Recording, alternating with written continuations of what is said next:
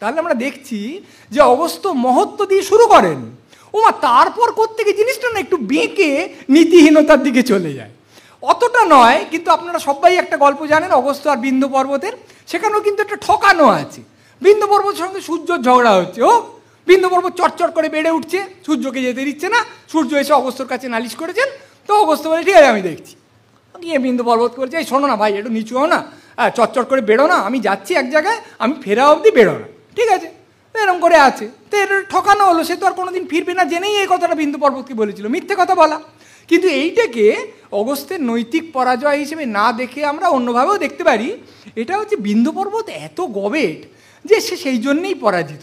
আরে তুই তো ঘাড় তুলে মাঝে মাঝে দেখবি লোকটা আসছে কি আসছে না, অনন্ত অপেক্ষা করে যাচ্ছে। মানে এরকম অপেক্ষা বাঙালিরা ফার্স্ট ইয়ারে প্রেমিকার জন্য করে আর তারপর নেতাজির জন্য করে, আর তো কোনো এত অপেক্ষা করার আমার দরকার কি?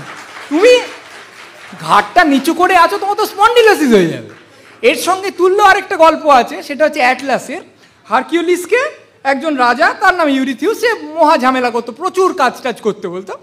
তা হারকিউলিসকে একবার বলেছে, এই একটা বাগানে সোনার আপেল ফলে, তো নিয়ে আয় তো আমার জন্য কয়েকটা আপেল। তো কোথায় ফলে কেউ জানে না, ঠিকানা কেউ জানে না, তখন তো গুগল ম্যাপও নেই। তা হারকিউলিস গিয়ে গিয়ে একদম পৃথিবীর একটা প্রান্তে দেখেন যে অ্যাটলাস নামে একটা দৈত্য আকাশটাকে এরকম করে ঘাড়ে নিয়ে দাঁড়িয়ে আছে। তা হারকিউলিস বলছে, ভাই তুমি তো উঁচু থেকে সব দেখতে পাও, দেখো তো কোন বাগানে সোনার আপেল আছে। বলছে, হ্যাঁ জানি। আরে তুমি একটা কাজ করে এনে দেবে? তো হ্যাঁ, তুমি আকাশটাকে ঘাড়ে নিয়ে দাঁড়াও। তা হারকিউলিস আকাশটাকে ঘাড়ে নিয়ে দাঁড়িয়েছে, অ্যাটলাস গেছে, গিয়ে ড্রাগন ফাগন মেরে আপেলগুলো নিয়ে এসছে। আস্তে আস্তে তার মনে হচ্ছে না নিজেকে খুব ফুরফুরে আর আনন্দিত লাগছে। কেন এত ভালো লাগছে কেন? ও এতদিন আকাশের ওই ভারী আকাশের ভারটা তো আমার ঘাড়ে ছিল, সেটা তো নেই। ফলে অ্যাটলাস বুঝতে পেরেছে যে হালক হওয়ার চেয়ে হালকা হওয়াটা বেশ ভালো।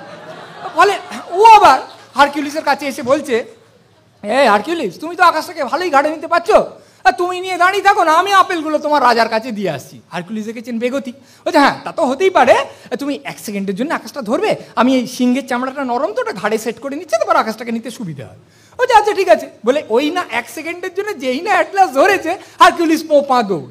বলে অ্যাটলাসের কিরম বুদ্ধি, আরে তুই যখন মনে এসছে এইটা যে তুই চলে যাবি, তুই তখনই পালিয়ে যা। হারকিউলিসের কাছে ভালো মানুষের মতো বলতে এসছে, তুমি তাহলে ধরে দাঁড়িয়ে থাকো, আমি তাহলে হ্যান্ড করছি, তারপর 1 সেকেন্ডের জন্য নেওয়ার কি দরকার ছিল?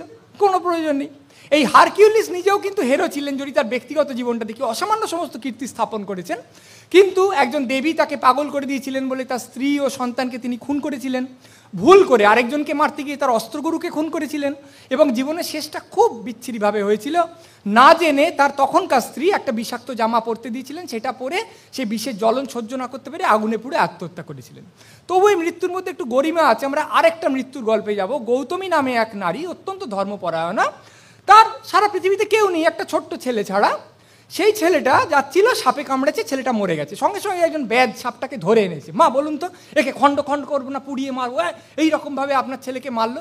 গৌতমী কিছু বলার কি সাপটা বলছে, আরে আমাকে বলছো কেন? আমাকে যম পাঠিয়েছেন, আমি ওকে দংশন করেছি, আমার দোষ নাকি? দোষটা তো যমে, যমকে ডাকো। মানে যম না, মৃত্যু বলছে, মৃত্যুকে ডাকো, মৃত্যু এরকম করেছে, মৃত্যু এসছে, মৃত্যু এসে বলছে আমার কি দোষ? আরে আমরা সব কালের অধীন, কাল আমাকে একটা তালিকা দিয়ে দেন যে এর সময় শেষ, এর সময় শেষ, এর সময় শেষ, আমি সাপ পাঠাই ব্যাংক পাঠাই এরকম করে মেরে ফেলি, আমার দোষ দিলে হবে না। দোষ দাও কালে। কাল এসছেন, কাল এসে বলছে কী হচ্ছে, কি আমার দোষারোপ করছে না? হ্যাঁ, ওই লোকটা আগের জন্মে একটা বিচ্ছিরি কাজ করেছিল, তার কর্মফলে এই জন্মে কম বয়সে মরে গেল, দোষ তো ওই লোকটা। তখন আর সবাই কী করবে, যে যার নিজের বাড়ি চলে গেল, সাপকেও ছেড়ে দেওয়া হলো। তার মানে গল্পের গোড়ায় যে লোকটা ছিল ভিকটিম, গল্পের শেষে সেই হয়ে গেল ভিলেন। একটা ছেলে, ছোট ছেলে যাচ্ছিল, সাপের কামড়ে মরে গেছে, তার জন্যে কোথায় করুণা অনুভব করবো আমরা? আমরা যদি রাস্তা দিয়ে যাই, গাড়ি করে যাচ্ছি, পথের ধারে একজন ভবঘুরে বা পাগল মরে পড়ে আছে, 2 সেকেন্ডের জন্য হলে আমাদের মন খারাপ হবে।